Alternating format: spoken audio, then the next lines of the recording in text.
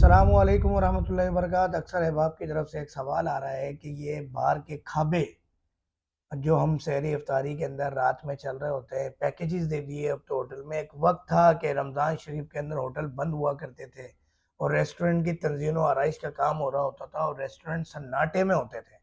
आजकल पिज़्ज़ा पे, fast food पे, आपकी जंक फूड्स पे, बारबेक्यू पे डील्स लगी हुई हैं।